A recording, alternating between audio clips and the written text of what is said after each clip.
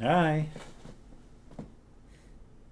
Happy, what, Wednesday, right? Yes, Wednesday. Well, well, he's just lurking behind me. I see the Sharkies in chat. I see a name I don't recognize, Extra More. I see Farmhouse. Hello. How are y'all? Oh, well, I got something in my hair, don't I? Right up in here. Using the webcam as a grooming thing. Ah, Pup Lurks, yeah. He wants treats, and he deserves them.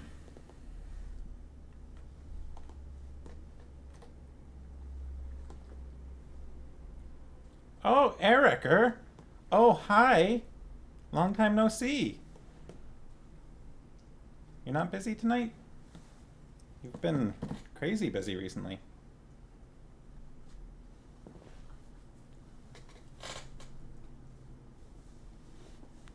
Oh, somebody's gonna have to catch Ericer up on our book.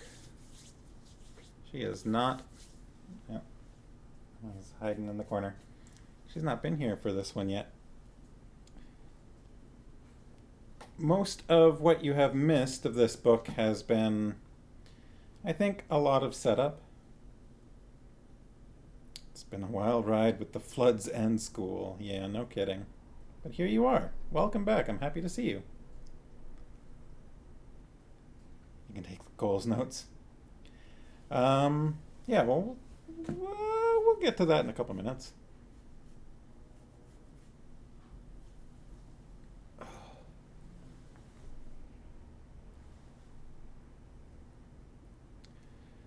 So what's new, everyone?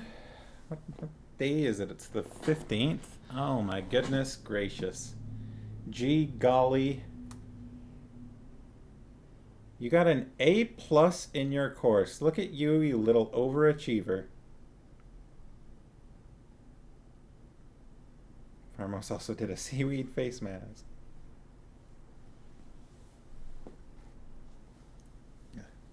My hair is... I don't know what's going on with my hair anymore. I'm having pineapple juice and soda. Like soda water. You can't help it. You can't help being an overachiever. I believe it. Yeah. Yeah, I think that you couldn't not overachieve if you tried. I'm not even gonna try and fix whatever I just said. It's done. It's done. Farmo says school plus X mass equals stress. I mean, a little, I think it's okay for it to be a little stressful. Farmo or Ericer keeps saying C's get degrees. Yeah. Who knows? Your future employers might check your grades, right? That's a thing that happens in real life.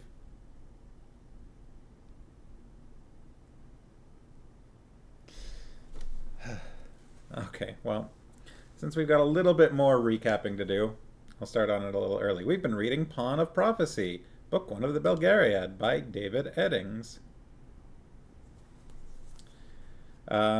It started off with a prologue, which was basically an info dump, religious text, historical text thing. Religious texts and historical texts tend to have a little bit of overlap in this world. Ericer says, my future employers will check my grades and be like, oh no, this person doesn't understand work-life balance. Oh no. Oof, too real.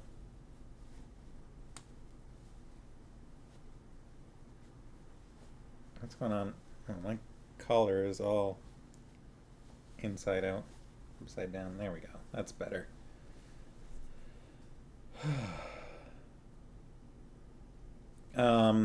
Yeah. So there was an excerpt from the Book of Alorn that talked about how the god Alder picked up a rock and turned it into the orb of Alder, with which he could see the past, present, and future. And also, a bunch of gods created the world and created people and creatures, and then they divided up the people, um, so that each god had their own people, except for Alder, who lived alone um, with his rock. But then certain humans, individuals, sought out Alder, and he took some of them as his disciples. One such was Belgarath, the sorcerer. Um, Anyways, he had this orb of Alder, and then his brother, one of the other gods, Torak, uh, saw the orb and got jealous of it, and he came over and was like, "Hey, Alder, this thing's occupying your time too much. You should put it down." And Alder was like, "I can see that you're jealous of my rock." And Torak was like, "No!" and hit Alder and stole the rock and ran away. And thousands of years passed or something. Farmhouse has an exam tomorrow on stats. Um, let's see how long actually passed. It's not that important, but it was quite a long time. Anyways, all of the let's see, Balar, one of the gods, Balar, set his people to war with Torak, trying because of Torak's misdeeds.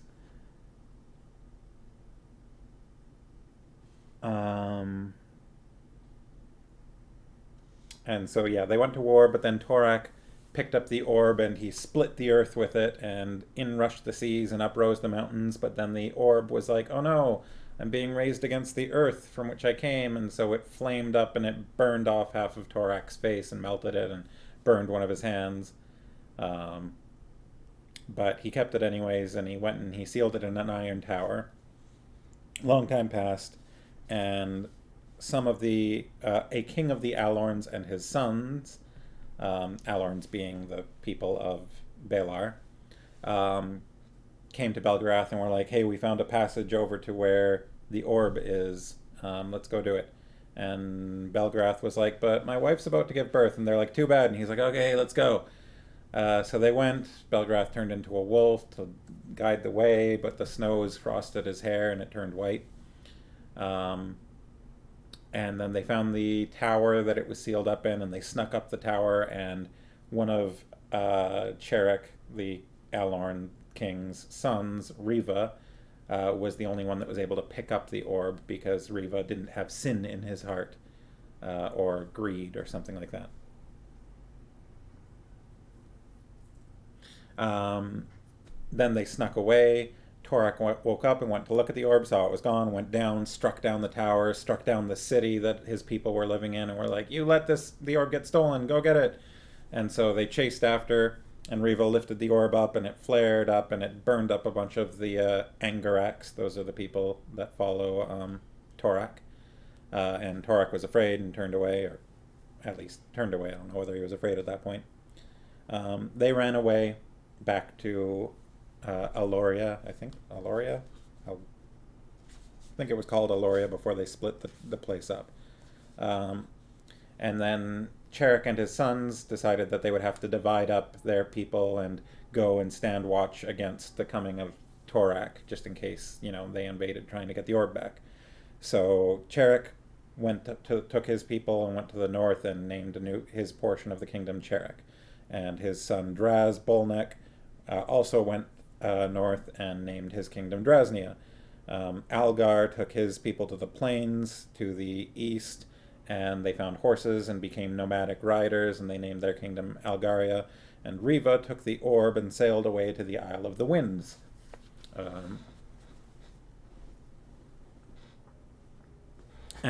Where he lived in the Hall of the Revan King.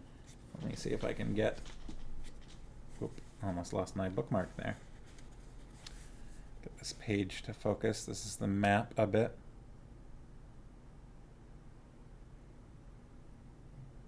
Doesn't want to focus. What if I...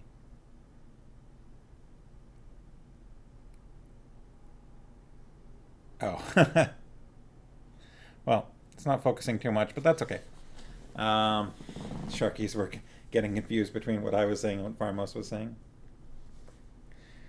Oh, I see. No, because Farmos started talking about Riva, and I gotcha, I gotcha. So that's basically what happened. Well, okay, and then let's see. Belgarath went back home, found that his wife had had two daughters, and then died. His wife's name was Poledra. Um, so he named his daughters Belderan, who is very beautiful, and Polgara, who and Polgara and Belgarath. This is all just the prologue. There was a huge info dump in the prologue. This is just a bunch of backstory um, from what happened in the past. So it's not super important that you memorize this stuff. You haven't actually missed that much. Oh no, the Sharky's staying home due to colds. That's no good. I'm sorry to hear that. I hope you feel better soon. Um,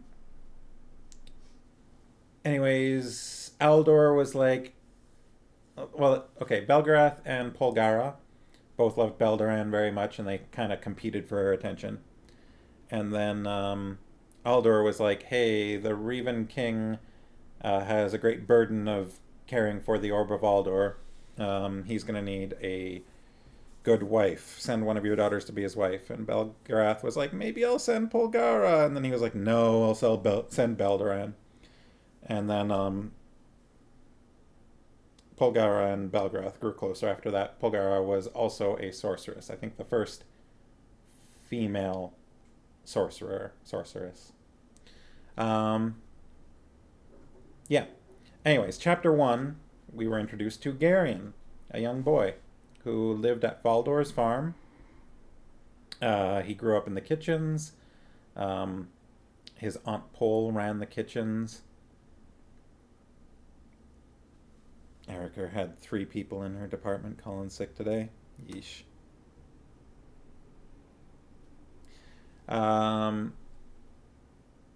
Faldor's farm is a farmstead in Sandaria. Garion had a very normal childhood there, except for a couple of strange things, such as occasionally noticing a dark rider on a dark horse watching him. And one day he noticed that this dark rider didn't have a shadow, and he doesn't seem to want to tell anyone about this dark rider, and no one else seems aware of them. So that's a little weird.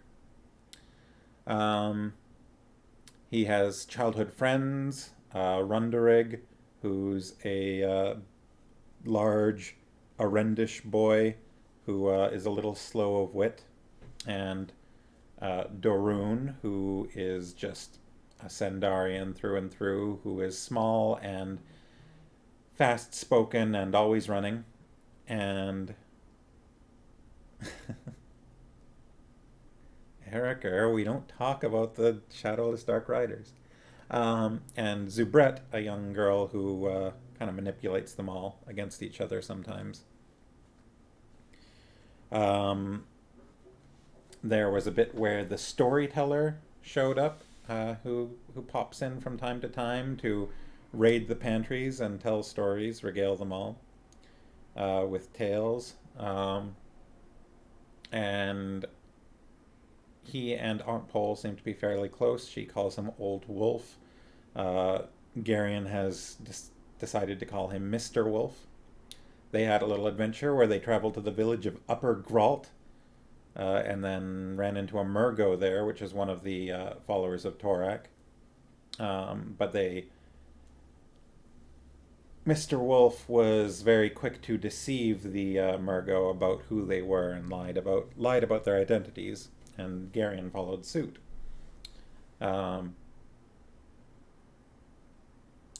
There was Eristide, which is totally not Christmas. It's a midwinter celebration, you know.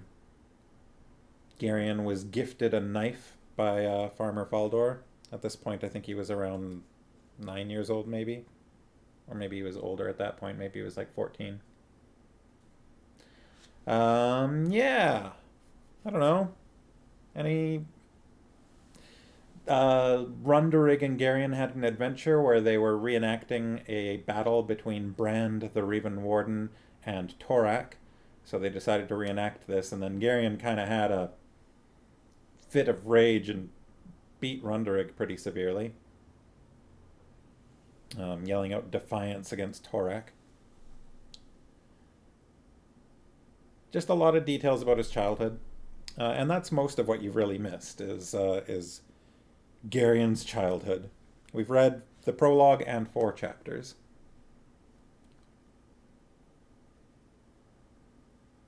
Sharky's saying, just hoping he doesn't catch what Mrs. and the little guy have. Doesn't seem too bad, though.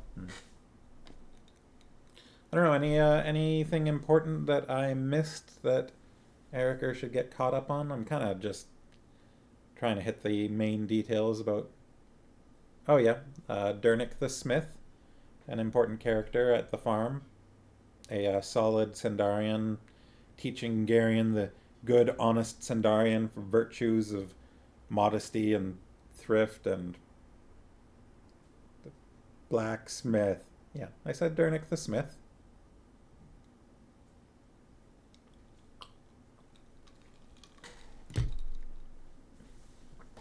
Oh, Dernick maybe has a thing for Aunt Pole. There was also recently a new farmhand showed up named Brill, who Garion doesn't like very much because he's smelly and he's got a lazy eye.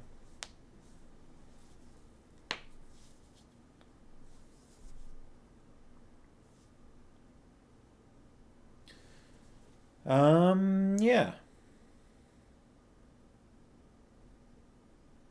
I think that's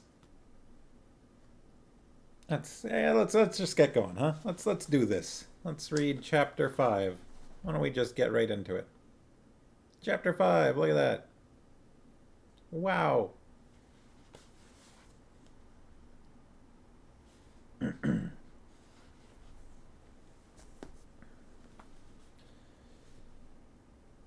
Okay. Yeah, ask questions if you don't understand. Chapter 5. In mid-autumn that year, when the leaves had turned and the wind had showered them down from the trees like red and gold snow, when evenings were chill and the smoke from the chimneys at Faldor's farm rose straight and blue toward the first cold stars in a purpling sky, Wolf returned. He came up the road one gusty afternoon under a lowering autumn sky, with the new fallen leaves tumbling about him, and his great dark cloak whipping in the wind. Oh, whoa. Random cough, sorry. That kind of caught me out of nowhere. Garion, who had been dumping kitchen slops to the pigs, saw his approach and ran to meet him.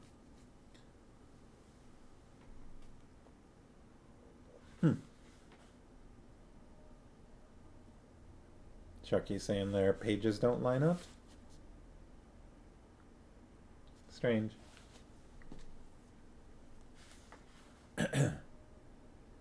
Let's see.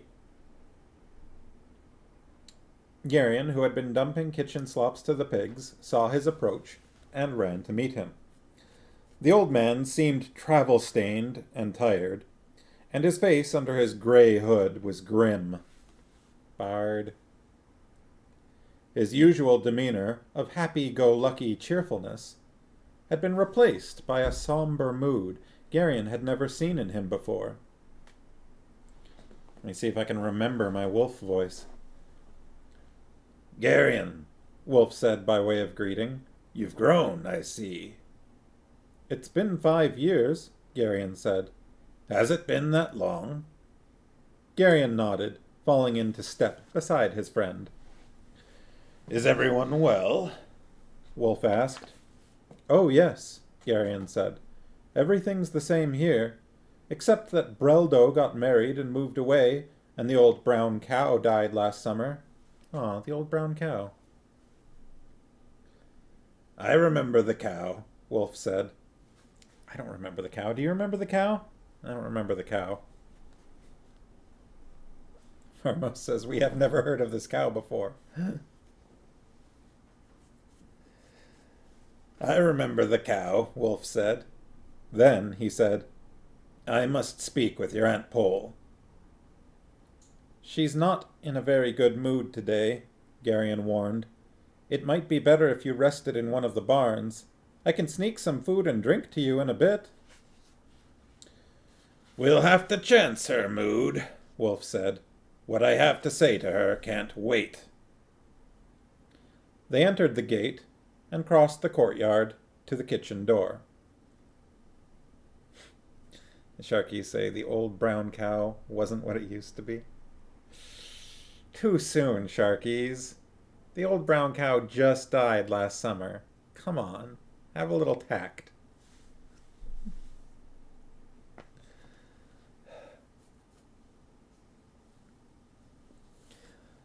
They entered the gate and crossed the courtyard to the kitchen door. Aunt Pole was waiting. "You again," she said tartly, her hands on her hips. "My kitchen still hasn't recovered from your last visit."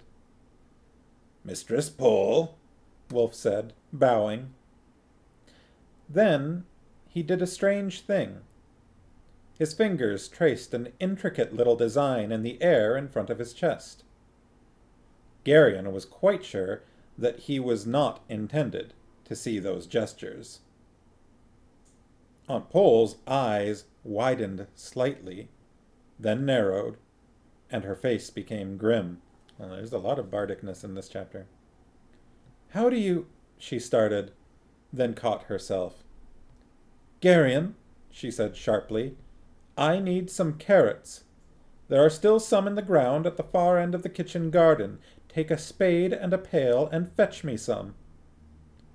"But," he protested, and then, warned by her expression, he left quickly.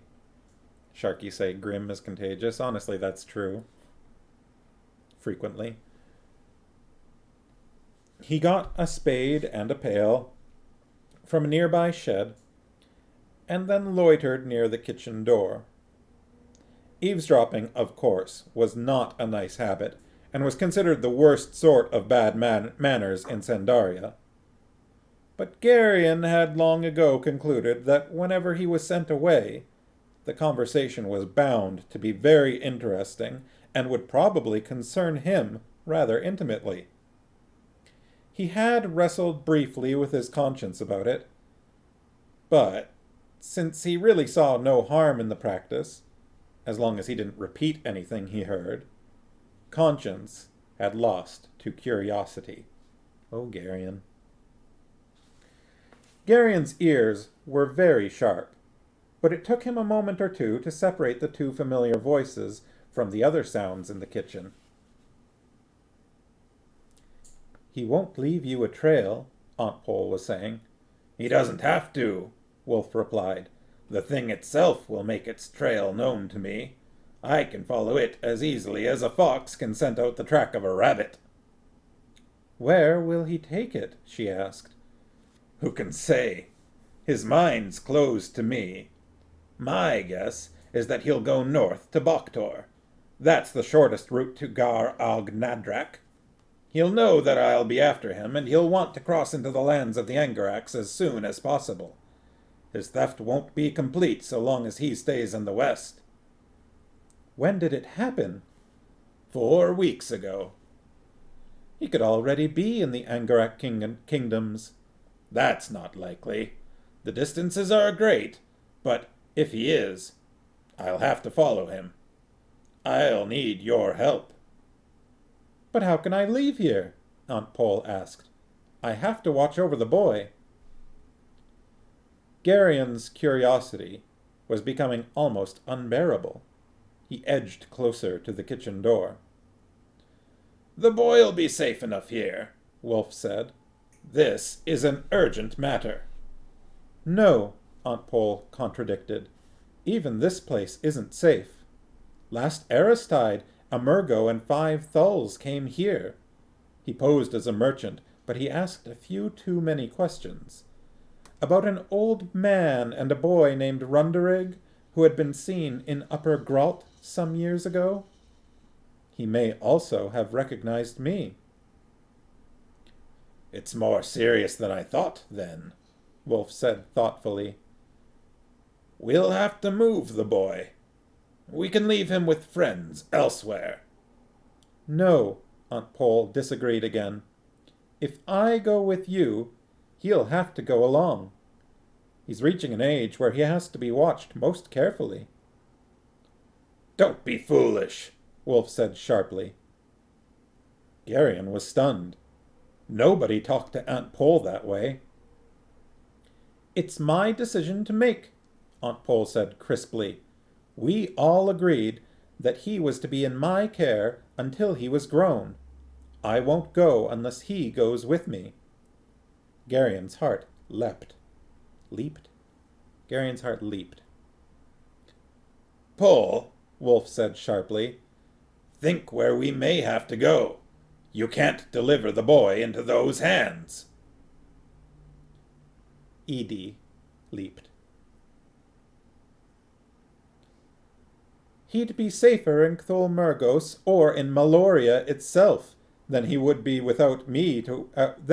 here without me to watch him, Aunt Pole said. Last spring I caught him in the barn with a girl about his own age. As I said, he needs watching. Oh, Aunt Pole, she'll never let that go. Wolf laughed then, a rich, merry sound. "Is that all?" he said. "You worry too much about such things." How would you like it if we returned and found him married and about to become a father? Aunt Pole demanded acidly. He'd make an excellent farmer, and what matter if we'd all have to wait 100 years for the circumstances to be right again? "Surely it hasn't gone that far. They're only children." You're blind, old wolf, Aunt Pole said. This is back country Sandaria, and the boy's been raised to do the proper and honorable thing. The girl's a bright-eyed little minx who's maturing much too rapidly for my comfort. Right now, charming little Zubret is a far greater danger than any Murgo could ever be. Either the boy goes along, or I won't go either. You have your responsibilities, and I have mine. "There's no time to argue," Wolf said. "If it has to be this way, then so be it." Geryon almost choked with excitement.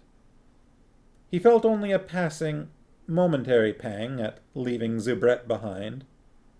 He turned and looked exultantly up at the clouds scudding along across the evening sky.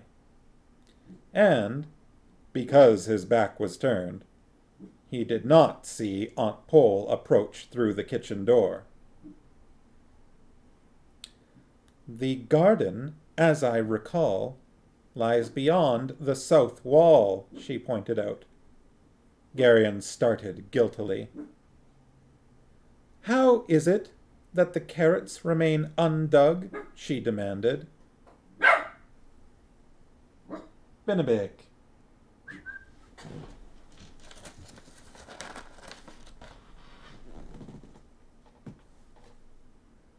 You want it? You want it? Here.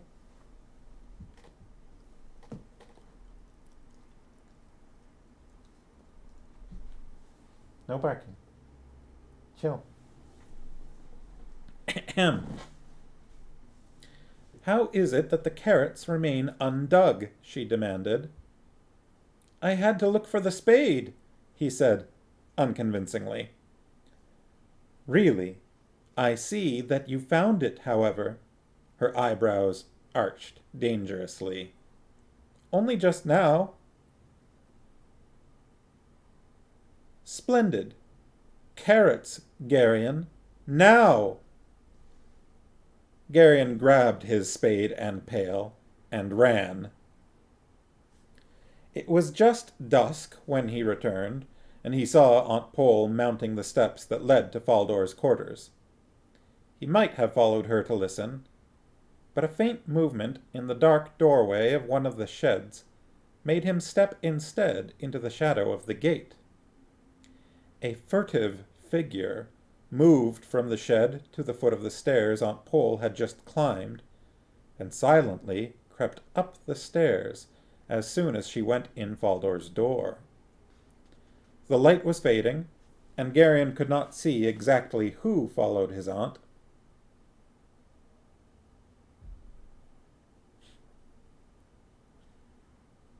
He set down his pail, and, grasping the spade like a weapon, he hurried quickly around the inner court, keeping to the shadows.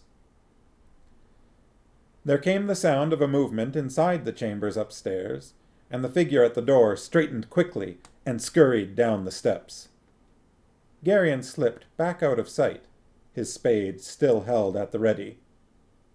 As the figure passed him, Geryon briefly caught the scent of stale, musty clothing and rank sweat. As certainly as if he had seen the man's face, he knew that the figure that had followed his aunt had been Brill, the new farmhand. The door at the top of the stairs opened, and Geryon heard his aunt's voice. "I'm sorry, Faldor, but it's a family matter, and I must leave immediately." "I would pay you more, Pole." Faldor's voice was almost breaking. "Money has nothing to do with it," Aunt Pole replied. "You're a good man, Faldor, and your farm has been a haven to me when I needed one. I'm grateful to you, more than you can know, but I must leave." "Perhaps when this family business is over, you can come back?" Faldor almost pleaded. "No, Faldor," she said. "I'm afraid not." "We'll miss you, Pole," Faldor said, with tears in his voice. "And I'll miss you, dear Faldor. I've never met a better-hearted man. I'd take it kindly if you wouldn't mention my leaving until I'm gone. I'm not fond of explanations or sentimental goodbyes." "Whatever you wish, Pole." "Don't look so mournful, old friend," Aunt Pole said lightly. "My helpers are well trained. Their cooking will be the same as mine. Your stomach will never know the difference."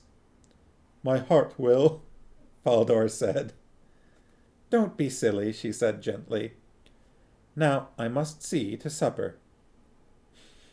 Oh. Faldor.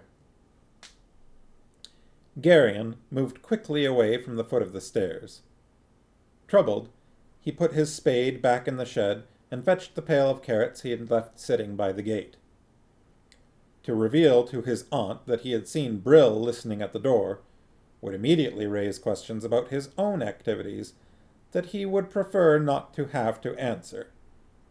In all probability, Brill was merely curious, and there was nothing menacing or ominous about that. To observe the unsavory Brill duplicating his own seemingly harmless pastime, however, made Geryon quite uncomfortable, even slightly ashamed of himself. Although Geryon was much too excited to eat, supper that evening seemed as ordinary as any meal on Faldor's farm had ever been. Geryon covertly watched sour-faced Brill, but the man showed no outward sign of having in any way been changed by the conversation he had gone to so much trouble to overhear. When supper was over, as was always the case when he visited the farm, Mr. Wolf was prevailed upon to tell a story. He rose and stood for a moment, deep in thought as the wind moaned in the chimney and the torches flickered in their rings on the pillars in the hall. "As all men know," he began, the Marags are no more, and the spirit of Mara weeps alone in the wilderness and wails among the moss-grown ruins of Maragor. But, also, as all men know, the hills and streams of Maragor are heavy with fine yellow gold.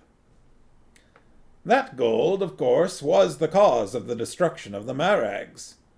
When a certain neighboring kingdom became aware of the gold, the temptation became too great, and the result, as it almost always is when gold is at issue between kingdoms, was war.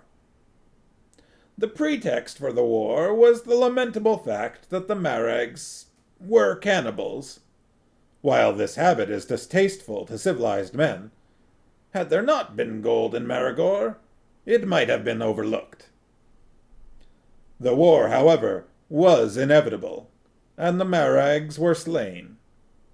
But the spirit of Mara and the ghosts of all the slaughtered Marags remained in Maragor, as those who went into that haunted kingdom soon discovered.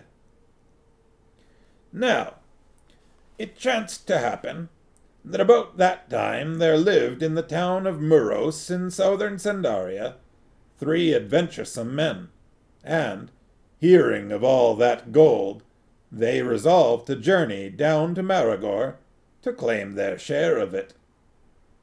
The men, as I said, were adventuresome and bold, and they scoffed at the tales of ghosts. Their journey was long, for it is many hundreds of leagues from Muros to the upper reaches of Maragor, but the smell of the gold drew them on. And so it happened one dark and stormy night that they crept across the border into Maragor, past the patrols which had been set to turn back just such as they. That nearby kingdom, having gone to all the expense and inconvenience of war, was quite naturally reluctant to share the gold with anyone who chanced to pass by. Farmo says they ain't afraid of no ghosts. The Sharkies are curious about the smell of gold. They could smell it. Through the night they crept, burning with their lust for gold. The spirit of Mara wailed about them, but they were brave men, and not afraid of spirits. And besides, they told each other, the sound was not truly a spirit, but merely the moaning of the wind in the trees. As dim and misty morning seeped amongst the hills, they could hear, not far away, the rushing sound of a river. As all men know, gold is most easily found along the banks of rivers, and so they made quickly toward that sound. Then one of them chanced to look down in the dim light, and behold, the ground at his feet were strewn with gold, lumps and chunks of it. Overcome with greed, he remained silent, and loitered behind until his companions were out of sight. Then he fell to his knees and began to gather up gold as a child might pick flowers.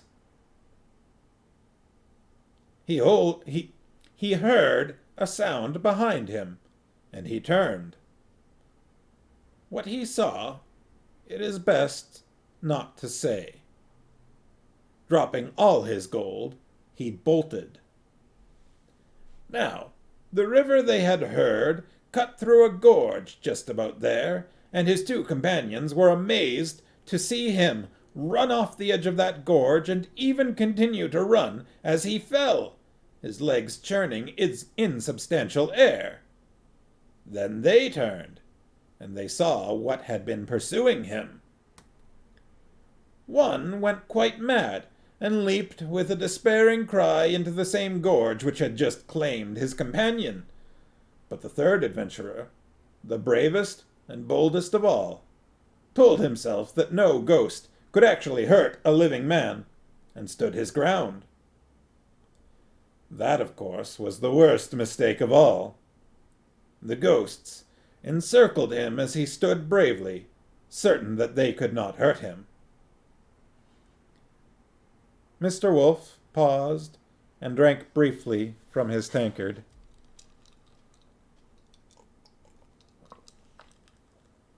And then, the old storyteller continued, because even ghosts can become hungry, they divided him up and ate him. Garion's hair stood on end at the shocking conclusion of Wolf's tale, and he could sense the others at his table shuddering. It was not at all the kind of story they had expected to hear. Eriker says, nice drink timing. I thought, Dernick the smith, who was sitting nearby, had a perplexed expression on his plain face. Finally, he spoke. I would not question the truth of your story for the world, he said to Wolf, struggling with the words. But if they ate him, the ghosts, I mean, where did it go?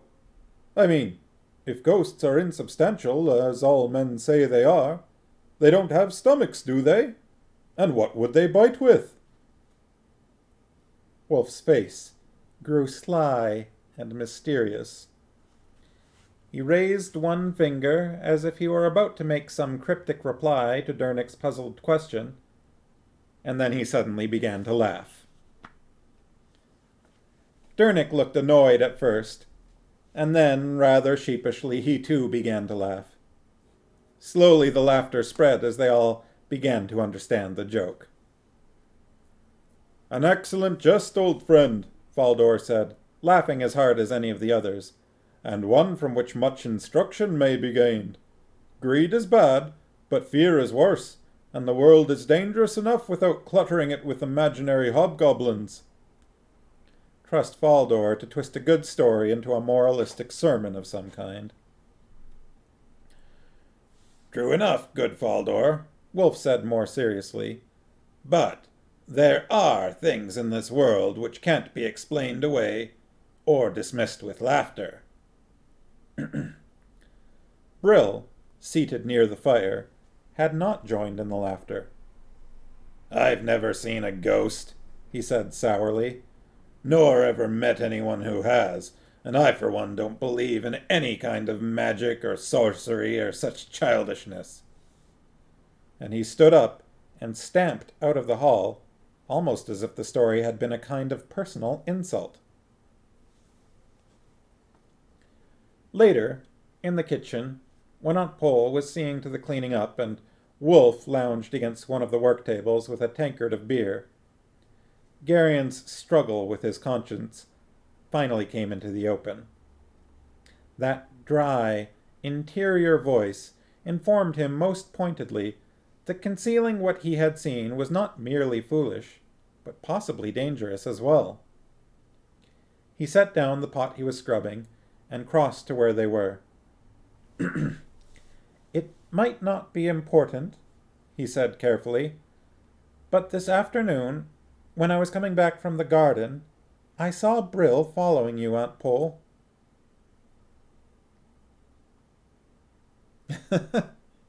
Farmos thinks Brill sounds like Brother Dunnigan. Might have had the blood of kings. I've never seen a ghost. She turned and looked at him. Wolf set down his tankard. Go on, Garion, Aunt Pole said. It was when you went up to talk with Faldor, Garion explained. He waited until you'd gone up the stairs and Faldor had let you in. Then he sneaked up and listened at the door. I saw him up there when I went to put the spade away. How long has this man Brill been at the farm? Wolf asked, frowning. He came just last spring, Garion said, after Breldo got married and moved away. And the Murgo merchant was here at Aristide some months before? Aunt Pole looked at him sharply. You think? She did not finish. I think it might not be a bad idea if I stepped around and had a few words with friend Brill, Wolf said, grimly. Do you know where his room is, Geryon? Geryon nodded, his heart suddenly racing. Show me.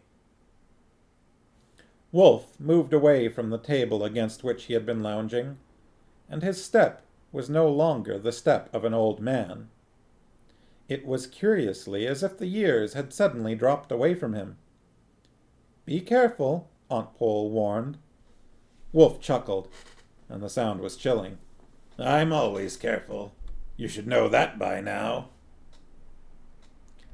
Geryon quickly led Wolf out into the yard and around to the far end, where the steps mounted to the gallery that led to the rooms of the farmhands. They went up, their soft leather shoes making no sound on the worn steps. Down here, Geryon whispered, not knowing exactly why he whispered. Wolf nodded, and they went quietly down the dark gallery. Here, Geryon whispered, stopping. Step back, Wolf breathed. He touched the door with his fingertips. Is it locked? Geryon asked. That's no problem, Wolf said softly. He put his hand to the latch. There was a click, and the door swung open. Wolf stepped inside with Geryon close behind. It was totally dark in the room, and the sour stink of Brill's unwashed clothes hung in the air. He's not here, Wolf said in a normal tone.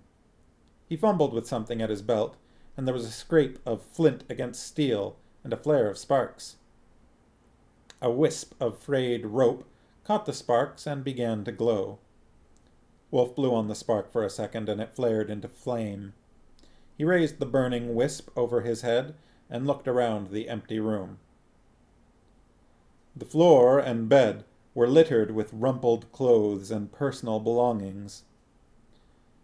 Geryon knew instantly that this was not simple untidiness, but rather was the sign of a hasty departure, and he did not know exactly how it was that he knew. Wolf stood for a moment, holding his little torch. His face seemed somehow empty, as if his mind were searching for something. The stables, he said sharply. Quickly, boy!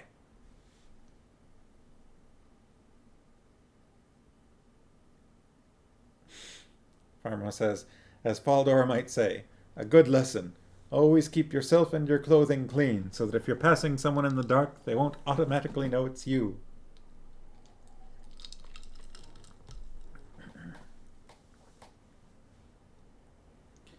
Geryon turned and dashed from the room with Wolf close behind. The burning wisp of rope drifted down into the yard, illuminating it briefly after Wolf discarded it over the railing as he ran. There was a light in the stable. It was dim, partially covered, but faint beams shone through the weathered cracks in the door. The horses were stirring uneasily. Stay clear, boy, Wolf said as he jerked the stable door open. Brill was inside, struggling to saddle a horse that shied from his rank smell. Another reason to stay clean. Leaving, Brill? Wolf asked, stepping into the doorway with his arms crossed. Brill turned quickly, crouched, and with a snarl on his unshaven face. His off-center eye gleamed whitely in the half-muffled light of the lantern hanging from a peg on one of the stalls, and his broken teeth shone behind his pulled-back lips. A strange time for a journey, Wolf said. Don't interfere with me, old man, Brill said, his tone menacing. You'll regret it. I've regretted many things in my life, Wolf said. I doubt that one more is going to make all that much difference. I warned you, Brill snarled, and his hand dove under his cloak and emerged with a short, rust-splotched sword. Don't be stupid, Wolf said in a tone of overwhelming contempt. Geryon, however, at the first flash of the sword, whipped his hand to his belt, drew his dagger, and stepped in front of the unarmed old man. "Get back, boy!" Wolf barked. But Geryon had already lunged forward, his bright dagger thrust out ahead of him. Later, when he had time to consider, he could not have explained why he reacted as he did. Some deep instinct seemed to take over. "Geryon," Wolf said, "get out of the way!" "So much the better," Brill said, raising his sword.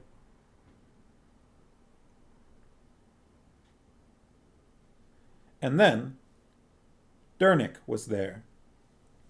He appeared as if from nowhere, snatched up an ox yoke, and struck the sword from Brill's hand.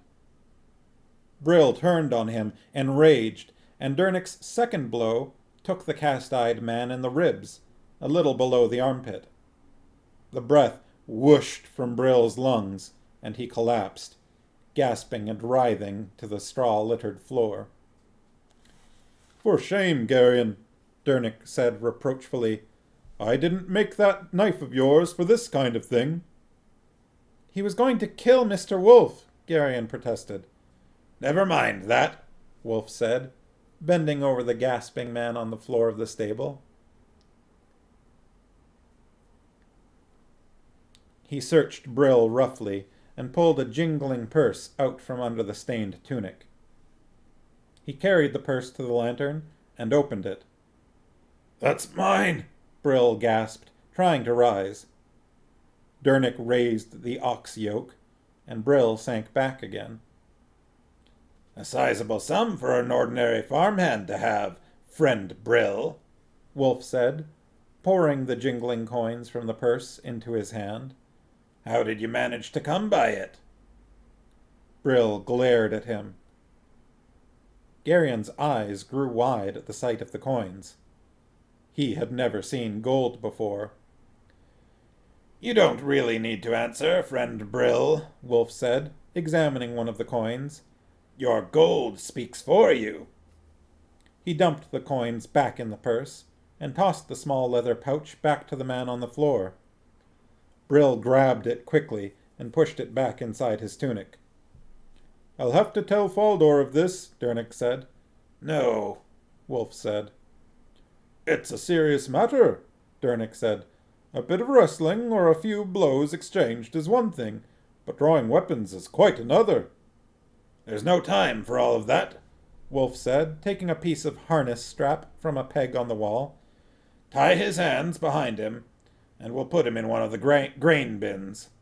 Someone will find him in the morning." Dernick stared at him. "Trust me, good Dernick," Wolf said. "The matter's urgent. Tie him up and hide him someplace, then come to the kitchen. Come with me, Geryon." And he turned and left the stable. Aunt Pole was pacing her kitchen nervously when they returned. "Well?" she demanded. "He was trying to leave," Wolf said. "We stopped him." "Did you?" She left it hanging. "No. He drew a sword, but Dernick happened to be nearby and knocked the belligerence out of him. The intervention was timely. Your cub here was about to do battle. That little dagger of his is a pretty thing, but not really much of a match for a sword." Aunt Pole turned on Geryon, her eyes ablaze. Geryon prudently stepped back out of reach. Sharky's hearing a bit of carrot in Dernick. Is the voice I'm doing, or Dernick's phrasing and, like, honesty? Or is it both?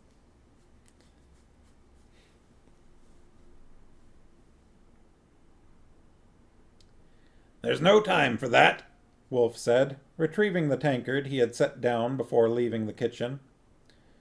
"Brill had a pouch full of good red Angarak gold. The Murgos have set eyes to watching this place. I'd wanted to make our going less noticeable, but since we're already being watched, there's no point in that now. Gather what you and the boy are likely to need. I want a few leagues between us and Brill before he manages to free himself. I don't want to be looking over my shoulder for Murgos every place I go. The voice mostly? All right.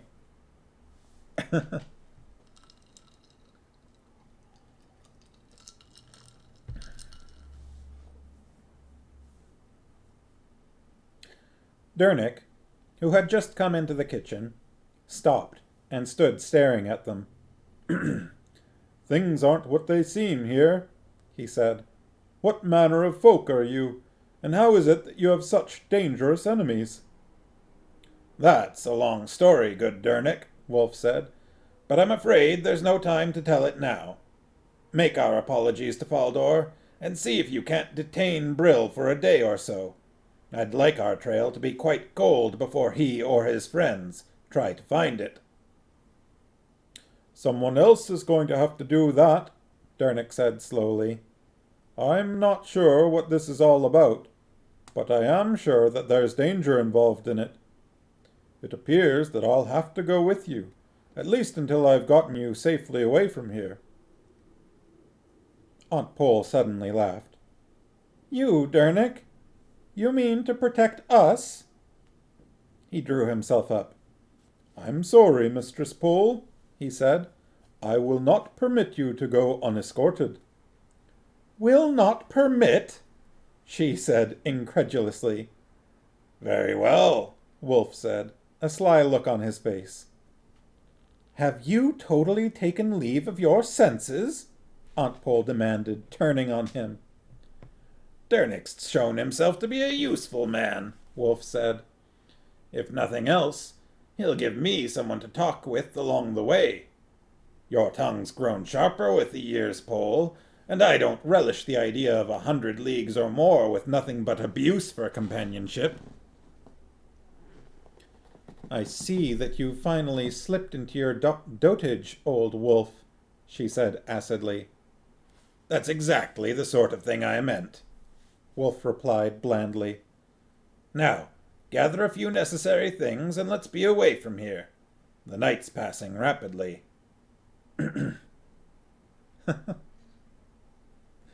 Farmo says Wolf ships it. She glared at him a moment and then stormed out of the kitchen.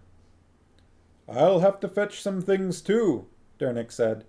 He turned and went out into the gusty night. Garion's mind whirled. Things were happening far too fast. "Afraid, boy?" Wolf asked. "Well," Garion said, "it's just that I don't understand. I don't understand any of this at all." "You will in time, Garion," Wolf said. "For now, it's better, perhaps, that you don't. There's danger in what we're doing, but not all that great a danger. Your aunt and I, and good Dernick, of course, will see that no harm comes to you. Now, help me in the pantry." He took a lantern into the pantry and began loading some loaves of bread, a ham, a round yellow cheese, and several bottles of wine into a sack which he took down from a peg. "Lilifay! Lilifay's raiding with a party of 9? What?" "We're partway through chapter 5. "Hello, party of 9, says Farmos. "I was wondering if I was going to see you tonight, Lilifay. We received an envelope from you, and I was wondering whether I should open it on stream, or if I should save that until I'm off stream." We're reading Pawn of Prophecy by David Eddings, and some excitement has just been happening. Mr. Wolf has reappeared at Faldor's farm, and and Eriker says, "Party!" Lily says, "Sure thing, it's just mushy is all. Would you like me to open it now? I'll leave that up to you, because if it's personal, you know." Parma says, "Mushy, yay."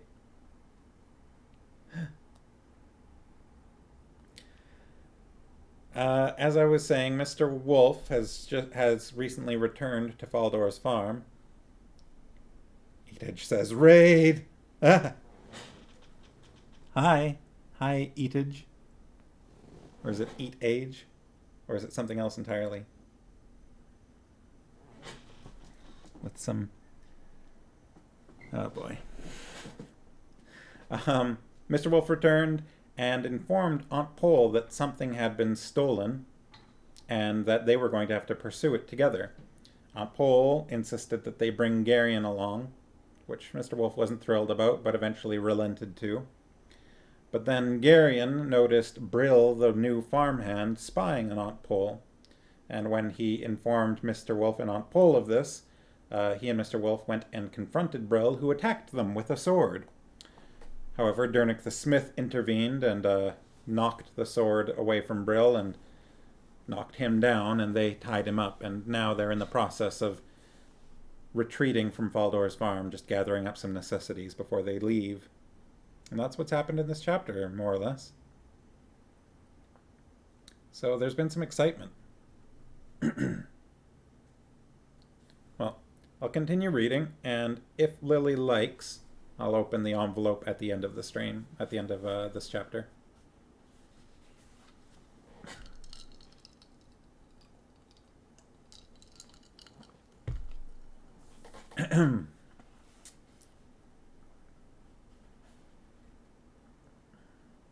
Let's see.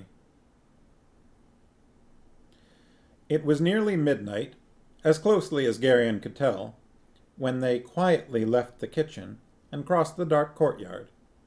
The faint creak of the gate as Dernick swung it open seemed enormously loud.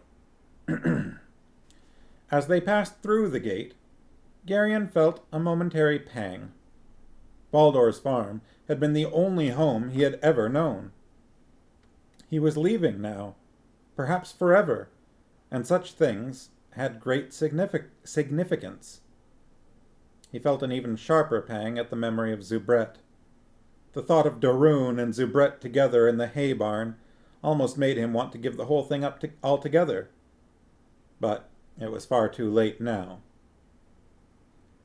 Beyond the protection of the buildings, the gusty wind was chill and whipped at Garyon's cloak. Heavy clouds covered the moon, and the road seemed only slightly less dark than the surrounding fields. It was cold and lonely, and more than a little frightening. He walked a bit closer to Aunt Pole. At the top of the hill, he stopped and glanced back. Faldor's farm was only a pale, dim blur in the valley behind. Regretfully, he turned his back on it. The valley ahead was very dark, and even the road was lost in the gloom before them. And that's actually the end of the chapter. Lily's raid came right at the end of chapter 5. We're on page 71 out of, 262 pages. And it is past 8 o'clock. So I'm probably going to stop there because, well, let's see, unless the next chapter is very, very short, which it is. It's only 8 pages. So I don't know, we could go another 8 pages. What does everyone think? We did just get this raid of people here, and I feel bad stopping now. Is everyone in for 8 more pages, or are the Sharkies not feeling up for that? Because I know there's some sickness there, so if you're feeling too sleepy for it. More pages! Lily demands more pages.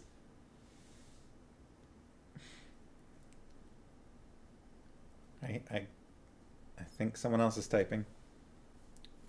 Farmo says she's fine to continue. Erica says more pages. Okay. Alright, let's do it.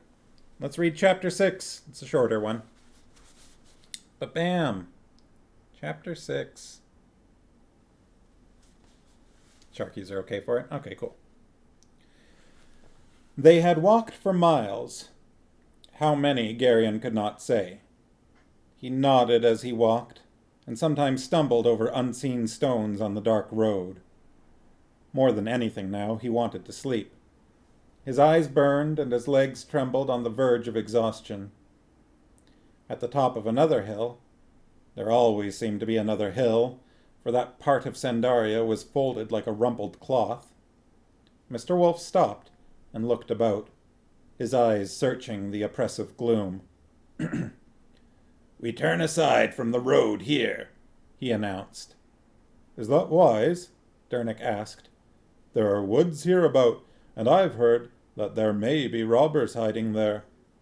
Even if there aren't any robbers, aren't we likely to lose our way in the dark?" He looked up at the murky sky, his plain face, dimly seen, troubled. "I wish there was a moon." "I don't think we need to be afraid of robbers," Wolf said confidently. "And I'm just as happy that there isn't a moon. I don't think we're being followed yet, but it's just as well that no one happens to see us pass. Murgo gold can buy most secrets." And with that, he led them into the fields that lay beside the road. For Geryon, the fields were impossible. If he had stumbled now and then on the road, the unseen furrows, holes, and clumps in the rough ground seemed to catch at his feet with every step. At the end of a mile, when they reached the black edge of the woods, he was almost ready to weep with exhaustion. "How can we find our way in there?" he demanded, peering into the utter darkness of the woods. "There's a woodcutter's track not far to this side," Wolf said, pointing.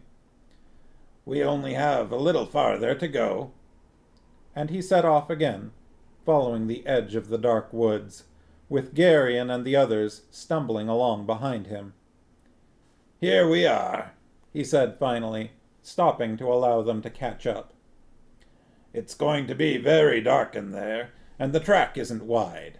I'll go first, and the rest of you follow me." "I'll be right behind you, Geryon," Dernick said. "Don't worry.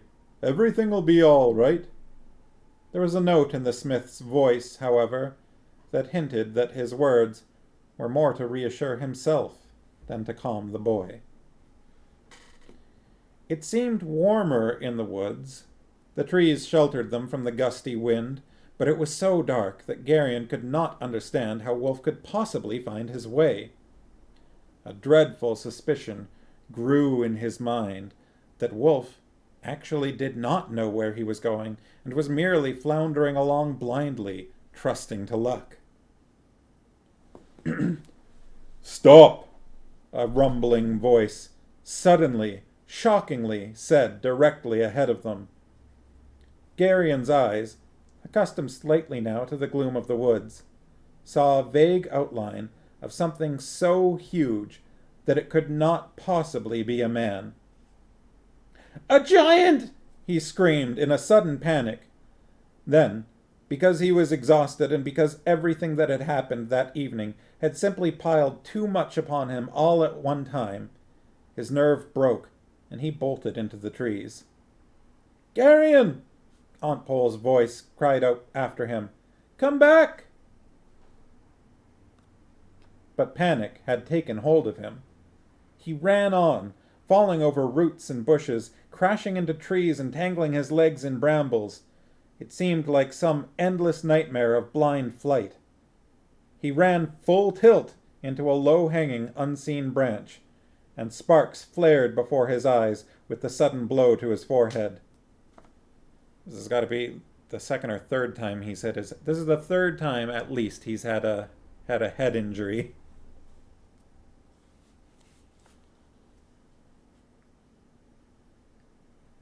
He lay on the damp earth, gasping and sobbing, trying to clear his head.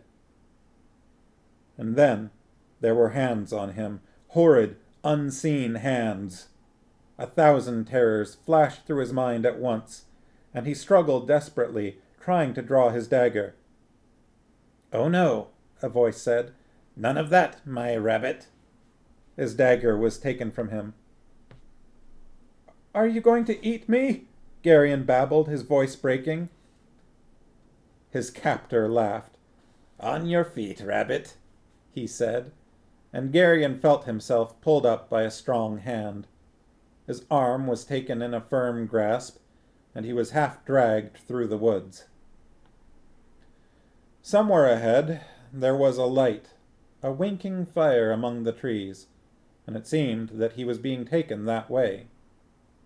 He knew that he must think, must devise some means of escape, but his mind, stunned by fright and exhaustion, and a head injury, refused to function. There were 3 wagons sitting in a rough half-circle around the fire. Dernick was there, and Wolf and Aunt Pole, and with them a man so huge that Geryon's mind simply refused to accept the possibility that he was real. His tree-trunk-sized legs were wrapped in furs cross-tied with leather thongs, and he wore a chain-mail shirt that reached to his knees, belted at the waist. From his belt hung a ponderous sword on one side, and a short-handled axe on the other. His hair was in braids, and he had a vast, bristling red beard. Parmo says, I like it. Nope, too big. Fake. CG.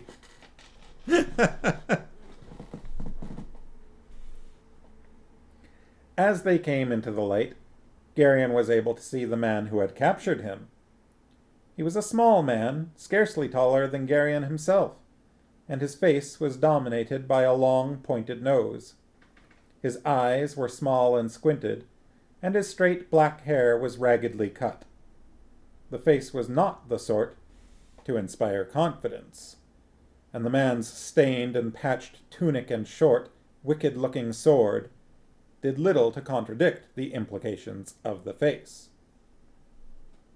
Here's our rabbit, the small weasel-like man announced as he pulled Geryon into the circle of firelight.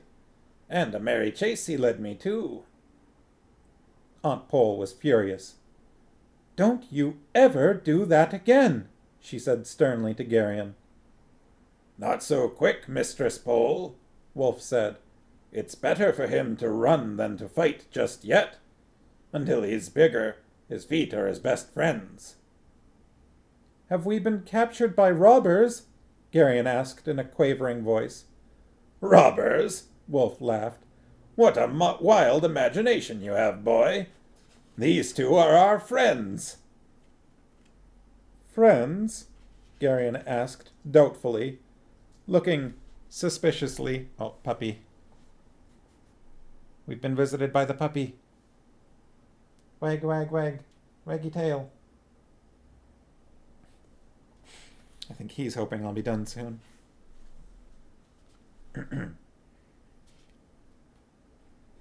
Lilyface says, puppy love.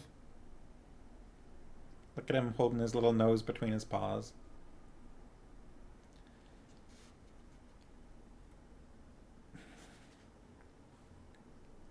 Friends? Geryon asked doubtfully, looking suspiciously at the red-bearded giant and the weasel-faced man beside him. Are you sure? Let's test that. Lily says his tail wags whenever I look directly at him. Is that true, Ben? Oh, disproven. He's too sad right now. Can you waggle your tail? Can you waggle your tail? There it is. There's the waggy tail. Aw, science.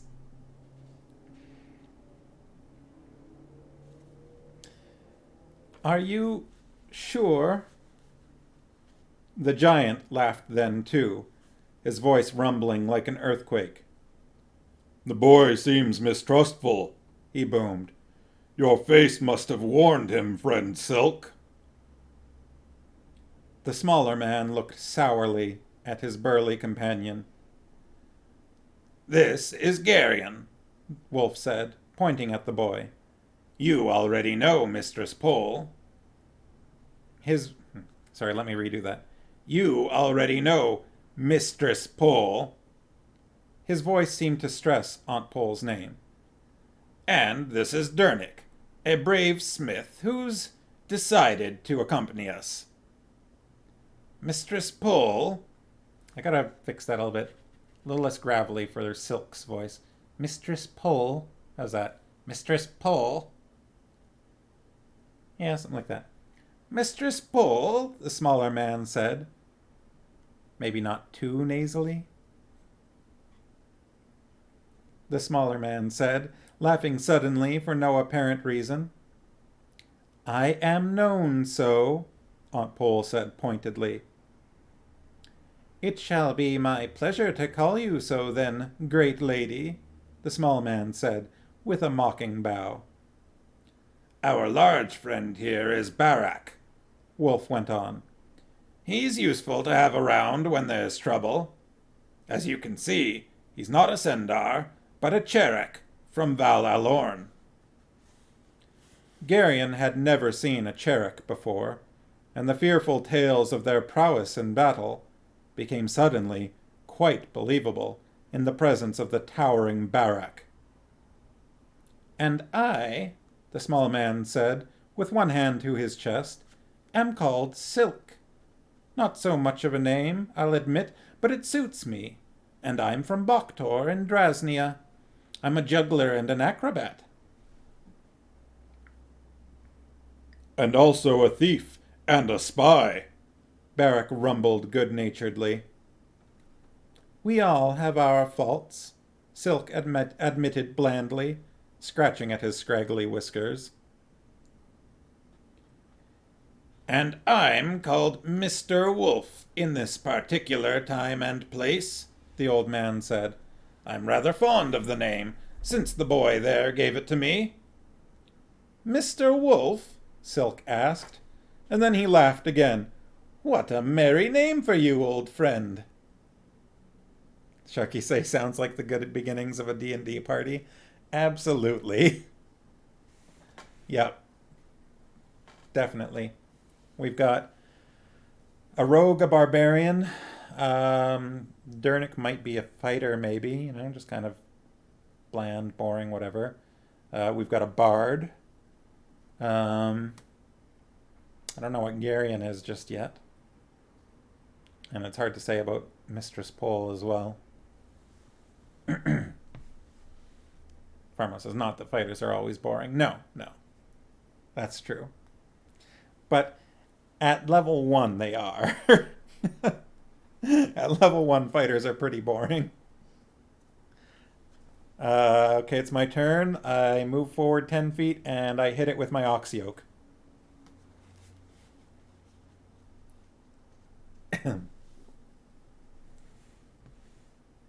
I'm delighted that you find it so, old friend, Wolf said flatly. Mr. Wolf it shall be, then, Silk said. Come to the fire, friends. Warm yourselves, and I'll see to some food. Geryon was still uncertain about the oddly matched pair. They obviously knew Aunt Pole and Mr. Wolf, and just as obviously by different names. The fact that Aunt Pole might not be whom he had always thought she was very disturbing. One of the foundation stones of his entire life had just disappeared. The food which Silk brought was rough, a turnip stew with thick chunks of meat floating in it and crudely hacked off slabs of bread. But Geryon, amazed at the size of his appetite, fell into it as if he had not eaten for days. And then, his stomach and his feet warmed by the crackling campfire, he sat on a log, half dozing.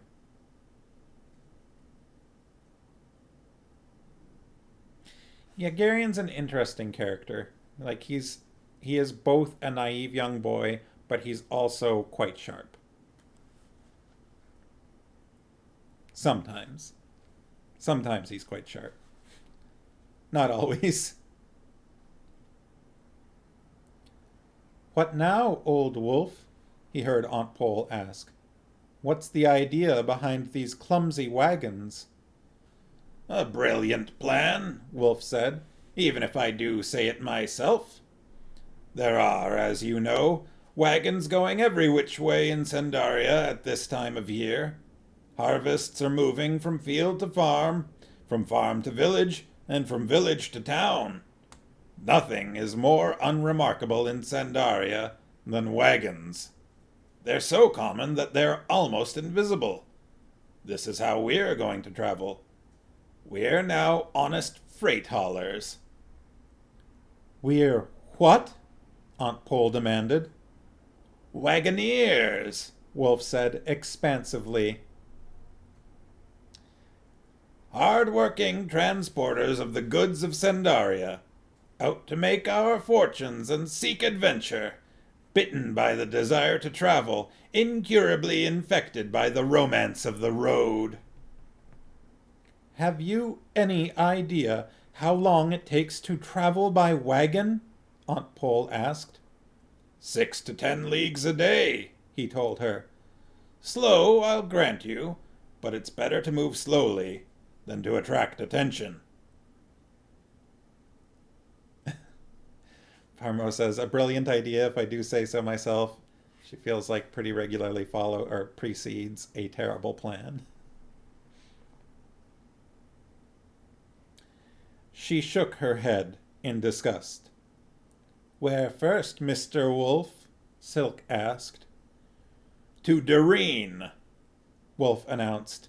If the one we're following went to the north, he'll have to have passed through Doreen on his way to Boktor and beyond. And what exactly are we carrying to Doreen? Aunt Pole asked. Turnips, great lady, Silk said. Last morning, my large friend and I purchased 3 wagon loads of them in the village of Winold. Turnips, Aunt Pole asked, in a tone that spoke volumes. Yes, great lady, turnips, Silk said solemnly. Are we ready, then? Wolf asked. We are, the giant Barak said shortly, rising with his mail shirt clinking. We should look the part, Wolf said, carefully, eyeing Barak up and down. Your armor, my friend, is not the sort of garb an honest wagoner would wear. I think you should change it for stout wool. Barak's face looked injured. I could wear a tunic over it, he suggested tentatively. You rattle, Silk pointed out, and armor has a distinctive fragrance about it. From the downwind side, you smell like a rusty ironworks barrack.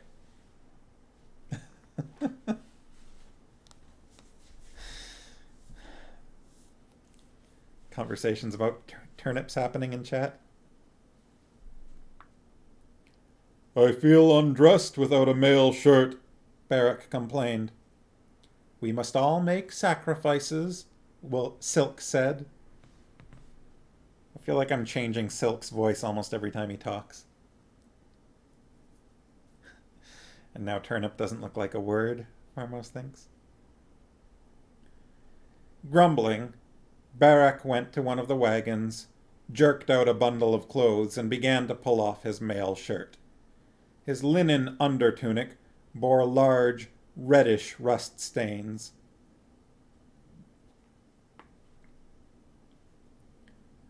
I'd change tunics as well, Silk suggested. Your shirt smells as bad as the armor. Barak glowered at him. Anything else? He demanded. I hope, for decency's sake, you don't plan to strip me entirely.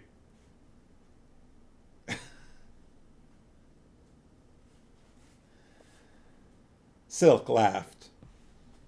Barak pulled off his tunic. His torso was enormous and covered with thick red hair. You look like a rug, Silk observed. I can't help that, Barak said. Winters are cold in Cherek, and the hair helps me to stay warm. He put on a fresh tunic. It's just as cold in Drasnia, Silk said. Are you absolutely sure your grandmother didn't dally with a bear during one of those long winters? Someday your mouth is going to get you into a great deal of trouble, friend Silk, Barrack said ominously. Silk laughed again. I've been in trouble most of my life, friend Barrack. I wonder why, Barrack said ironically. I think all this could be discussed later, Wolf said pointedly. I'd rather like to be away from here before the week's out, if I can. Of course, old friend, Silk said, jumping up. Barrack and I can amuse each other later. 3 teams of sturdy horses were picketed nearby, and they all helped to harness them to the wagons. I'll put out the fire, Silk said, and fetched 2 pails of water from the small brook that trickled nearby. The fire hissed when the water struck it, and great clouds of steam boiled up toward the low-hanging tree limbs.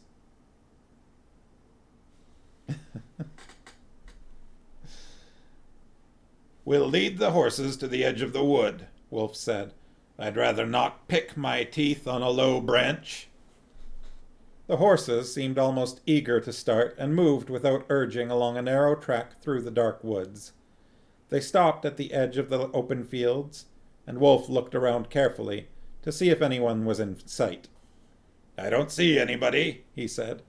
Let's get moving. Ride with me, good smith, Barrack said to Dernick. Conversation with an honest man is much preferable to a night spent enduring the insults of an over-clever Drasnian. As you wish, friend, Dernick said politely. I'll lead, Silk said. I'm familiar with the back roads and lanes hereabouts. I'll put us on the high road beyond Upper Grout before noon. Barrack and Dernick can bring up the rear. I'm sure that between them they can discourage anyone who might feel like following us. All right, Wolf said, climbing up onto the seat of the middle wagon. He reached down his hand and helped up Aunt Pole. Geryon quickly climbed onto the wagon bed behind them, a trifle nervous that someone might suggest that he ride with Silk. It was all very well for Mr. Wolf to say that the 2 they had just met were friends, but the fright he had suffered in the wood was still too fresh in his mind to make him quite comfortable with them.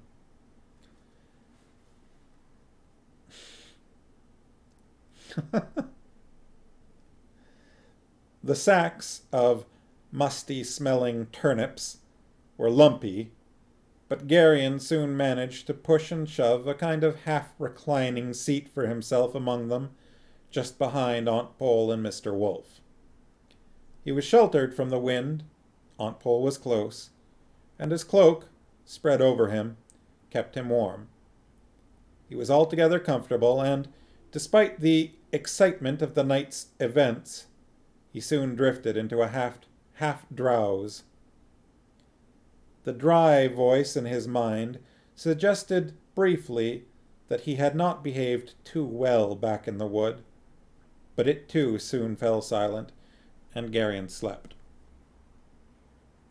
It was the change of sound that woke him. The soft thud of the horses' hooves on the dirt road became a clatter as they came to the cobblestones of a small village sleeping in the last chill hours of the autumn night. Geryon opened his eyes and looked sleepily at the tall, narrow houses with their tiny windows, all dark. A dog barked briefly. That was worth a shot. Then retreated back to his warm place under some stairs. Geryon wondered what village it might be, and how many people slept under those steep-peaked tile roofs, unaware of the passage of their 3 wagons. The cobbled street was very narrow, and Geryon could almost have reached out and touched the weathered stones of the houses as they passed. And then the nameless village was behind them, and they were back on the road again. The soft sound of the horses' hooves lured him once more toward sleep. What if he hasn't passed through Derrain? Aunt Pole asked Mr. Wolf in a low tone. It occurred to Geryon that in all the excitement he had never actually found out exactly what it was they were seeking. He kept his eyes closed and listened. "Don't start with the what-ifs," Wolf said irritably. "If we sit around saying what if, we'll never do anything." "I was merely asking," Aunt Pole said. "If he hasn't gone through Doreen, we'll turn south, to Muros. He may have joined a caravan there to take the Great North Road to Boktor." "And if he hasn't gone through Moros?" "Then we go on to Kamar." "And then?" "We'll see when we get to Kamar." His tone was final, as if he no longer wished to discuss the matter. Aunt Pole drew in a breath as if she were about to deliver some final retort, but apparently she decided against it and settled back instead on the wagon seat. To the east, ahead of them, the faint stain of dawn touched the lowering clouds, and they moved on through the tattered, wind-swept end of the long night in their search for something which, though he could not yet even identify it, was so important that Gerion's entire life had been uprooted in a single day because of it. And that's the end of chapter 6. And it's 8:30. Jeez. Gee whiz. Oh. Well. Mush time?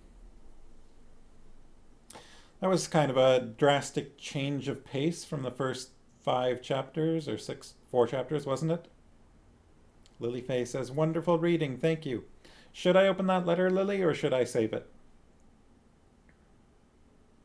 I am curious whether you would prefer me to now or later. I'm welcome to open it. It's a lovely card. Cover up the addresses, but very nice looking card. Flowery. You don't remember exactly what was in it, but it'll be mushy. All right.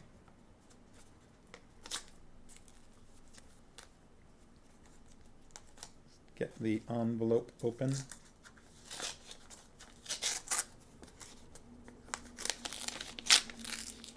And a water lily stamp. Ah, cute. That's very cute.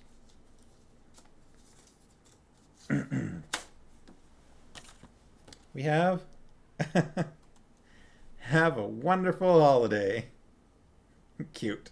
Very cute. Bugs. Ho, ho, ho, farm mouse and sleet and Binnabick. Farm mouse was like, I wonder if that was on purpose. Merry ho, ho, ho this holiday season. The U.S. stamps were holiday cows. Ah, cute. I already know your home is filled with love and family, so I will wish you health and happiness. It's good wishes. Thank you for being such bright and wonderful people all. You make my world a better place for having you in it. It says, have a wonderful holiday and a fun-filled new year too. Love, Kaylin. Thank you very much, Kay. That is super cute and very sweet. Oh boy, we're only 10 days away. Everyone, we're only 10 days away from that auspicious day. Aristide, right? There's the puppy. Oh, yawn and a stretch. Well, yeah, X-Max.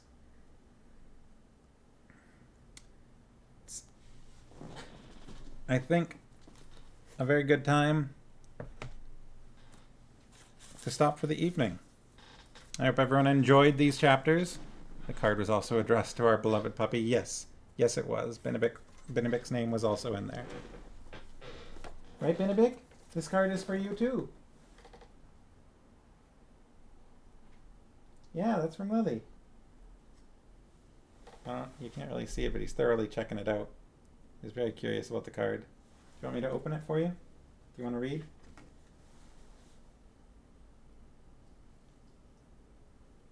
No, he's done. Eriker says, what could possibly happen in 10 days? Yeah, it is possible we might have a white Christmas. Oh, I've got a suggestion for a slightly stupid bear. Thank you, Lily. I will get the raid set up. So, I hope everyone has a lovely Wednesday night. As always, I'll be back here Friday at 7 p.m. Pacific time, streaming a cool game that is pulling apart spaceships in zero grav. Oh yeah, I think I've at least heard of that one, if not played it. I have a similar one for VR, but the zero grav made me a little queasy when I tried it. I'll have to give it another shot sometime. All right, let's see. Slash raid, slightly stupid bear. So, if anyone wants to raid out to this streamer, just a nice way to pass on the karma.